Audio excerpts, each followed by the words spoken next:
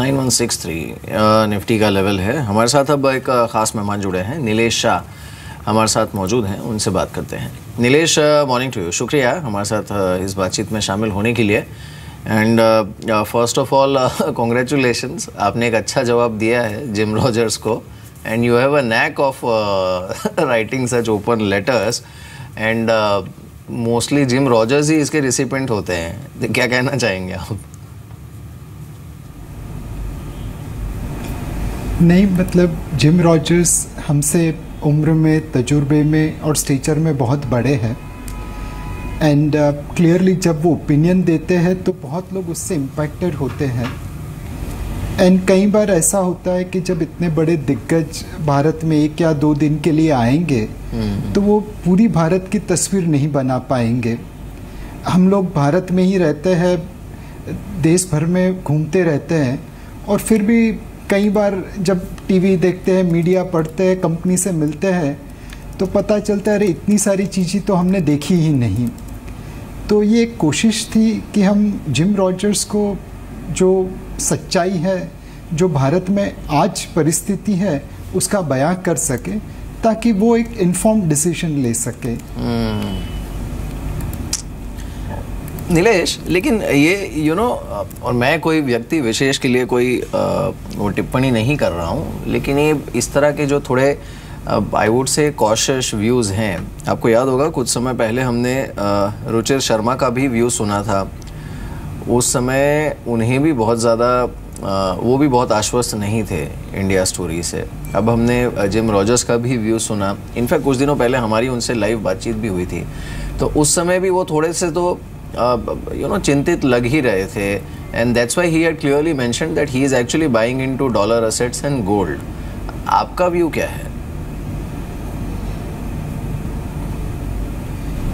एक मतलब ये सब महारथी है, दिग्गज है, वो 30,000 फुट ऊपर से भारत को देखते हैं। हम लोग छोटे आदमी हैं, भारत में ही रहते हैं, भारत में ही निवेश करना है, तो हम लोग कंपनीज देखते हैं, मैक्रो के ऊपर उतना ध्यान नहीं देते। इन लोगों के पास दुनिया में कहीं पे भी निवेश करने के ऑप्शंस है, वो लिवरेज कर सकते हैं, शॉर्ट कर सकते हैं। बट पिछले 25 साल की मेरी करियर में देखा है कि बहुतेक गोरे जो भारत में कमेंट्री करते हैं वो ज़्यादातर नेगेटिव कमेंट्री करते हैं। एक पर्टिकुलर महारथी है जिनका नाम ही डॉक्टर डूम है। पिछले 25 सालों में उन्होंने तकरीबन 25 बार बोला होगा कि भारत बेच बाच के निकल जाना चाहिए। अब अगर आप उसकी बात सुनते और प्लेटफॉर्म पे खड़े रहते तो सेंसेक्स की गाड़ी तो 100 से चालू होकर 30,000 तक पहुंच गई, आप तो प्लेटफॉर्म पे ही खड़े रहते। तो हमने हमेशा यही देखा है कि बाहर वाले चाहे जो भी बोले, उनकी राय को सुनिए, उनके अनुमान को देखें, बट आप अपनी रिसर्च के ऊपर कंसंट्रेट करिए। 2008 में हमने देखा था कि दुनिया के सारे गोरे स्ट्रैटेजिस्ट आके हमको डरा गए थे, लीमैन ब्रदर्स को ये हो गया, वो हो गया, दुनिया बंद हो जाएगी, तबाह हो जाएगी। अब उस समय पे हमने अगर उनकी बात सुनी होती और अपनी इक्विटीज़ बेच के कैश में बैठे होते तो आज हमारे पास ये जॉब ही नहीं रहती।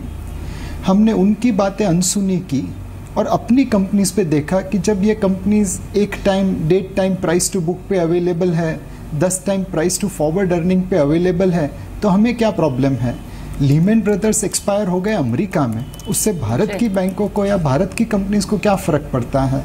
और वो जो हमने कॉल लिया गोरे स्ट्रेटेजिस्टों को इग्नोर करने का और अपनी रिसर्च को फॉलो करने का, उस वजह से हमने वो परफॉर्मेंस दिया है जो वाकई बेंचमार्क को बड़े अच्छे मार्जिन से आउट परफॉर्म करता है। अमेरिका वहाँ पे मतलब ऑलमोस्ट 85 से 90% फंड मैनेजर इंडेक्स को अंडर परफॉर्म करते हैं। भारत में 85 से 90% फंड मैनेजर और ऑलमोस्ट 60% फंड मैनेजर इंडेक्स को आउट परफॉर्म करते हैं। तो सुनिए सबकी, करिए अपनी। इनफैक्ट नीलेश, जो बात आपने कही है वो बहुत ही इंपॉर्टेंट और इंटरेस्टिंग है। अभी इंडियन मार्केट्स को लेकर ज़्यादातर वॉइसेस यही आ रही हैं कि एक्सपेंसिव वैल्यूएशंस हो गई हैं, मार्केट्स अब बहुत चल चुके हैं, थोड़ा ठहरें। और ऐसे समय में आपने ये बात कही है कि इन वैल्यूएशंस पर भी मार्केट अट्रैक्टिव है और यहाँ से भी बढ़त आ सकती है। तो मैं यही जानना चाहती हूँ कि यहाँ से आउटलुक क्या है आपका मार्केट्स पर, पहली चीज़। और दूसरी चीज़ ये कि कौन से वो फैक्टर्स होंगे जो कि मार्केट में बढ़त लेकर आएंगे। एक चीज़ है कि इस वक्त का जो वैल्यूएशन है वो 2008 के अंत समय या 2013 के मिडिल पार्ट में जितना सस्ता था उतना नहीं है। एट द सेम टाइम वो 2000 या 2008 की शुरुआत में जितना महंगा था उतना भी नहीं है। ये एक फेयर वैल्यू मार्केट है। आप 100 रुपये की चीज़ शायद 105 रुपये दे के ख़रीद रहे हैं, शायद 100 रुपया दे के ख़रीद रहे हैं। जब ये टाइप की मार्केट में आपको इन्वेस्ट करना है तो आपके पास 3 चॉइस है। एक है कि आप कुंभकर्ण को फॉलो करिए, निवेश करिए और 14 साल के बाद देखिए उसके ऊपर क्या रिटर्न आता है। अब रामायण के बाद हमने कभी कुंभकर्ण को देखा नहीं है, तो निवेशकों को उसको फॉलो करना बहुत मुश्किल होगा। दूसरी चीज़ है कि आप निवेश करते समय अपना असेट एलोकेशन देखिए। अगर आप ओवर इन्वेस्टेड है इक्विटी में तो थोड़ा प्रॉफिट बुक कर लीजिए। अगर अंडर इन्वेस्टेड है इक्विटी में तो एक सिस्टमेटिक ट्रांसफ़र प्लान करके आने वाले 6 से 12 महीनों के बीच में अपने निर्धारित एलोकेशन पे पहुंच जाइए। और अगर आप न्यूट्रल एलोकेशन है तो फिर आप सिस्टमेटिक इन्वेस्टमेंट प्लान करिए। आने वाले 3, 4, 5 साल के लिए धीरे धीरे करके हर महीने पैसा लगाइए।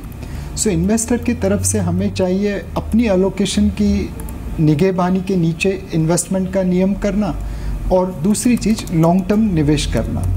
From a fund management point of view हम देख रहे हैं कि यस मार्केट फेयरली वैल्यूड है, तो इस वक्त हमें स्टॉक के ऊपर देखना पड़ेगा। कुछ ऐसे स्टॉक है जो इस वक्त भी मार्केट को आउट परफॉर्म कर सकते हैं। 2008 में जब मार्केट एकदम वैल्यूएशन की ऊंचाई पे पहुंच गया था तब रियल एस्टेट सेक्टर एक्सपेंसिव हो चुका था, बट पूरी फार्मास्यूटिकल सेक्टर सस्ती लगती थी।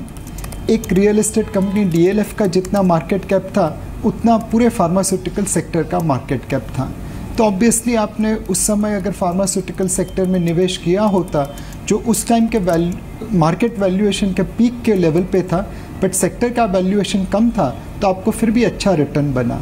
सो हमारी कोशिश एज अ फंड मैनेजमेंट यही रहेगी कि हम स्टॉक में निवेश करें और यहाँ से मार्केट में आउट परफॉर्मेंस लेके आए।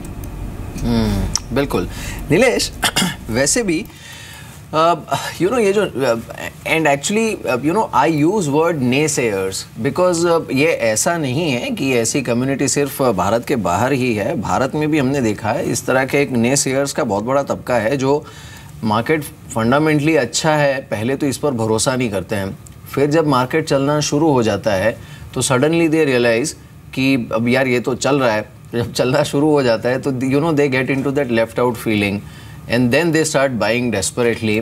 तो ये तबका है, भारत में भी है, विदेश में भी है। लेकिन ठीक है, जिम रॉजर्स का अपना व्यू है। अगर हम FIs के फ्लो देखें और ख़ासकर बजट के बाद से अभी तक अगर हम उनके फ्लोज देखें, जिस तरह का रुझान देखने को मिला है, मार्केट ने भी रनअप जिस तरह का दिया है, अब आप मुझे ये बताइए कि आपका क्रिस्टल बॉल क्या कहता है। Are we in the middle of a sustained run-up? मैं तेज़ी या फिर बुल रन वर्ड इस्तेमाल नहीं करूँगा। I am saying are we in the middle of a sustained run up? Are we at the fag end of a bull run? या are we at the beginning of a long term bull market? I think अगर हम देखें पिछले तकरीबन 3 सालों की market movement तो उसने काफ़ी अच्छा रिटर्न दिया है। बहुत सारे small and mid cap fund हैं जिन्होंने ऑलमोस्ट 7% रिटर्न दिया है।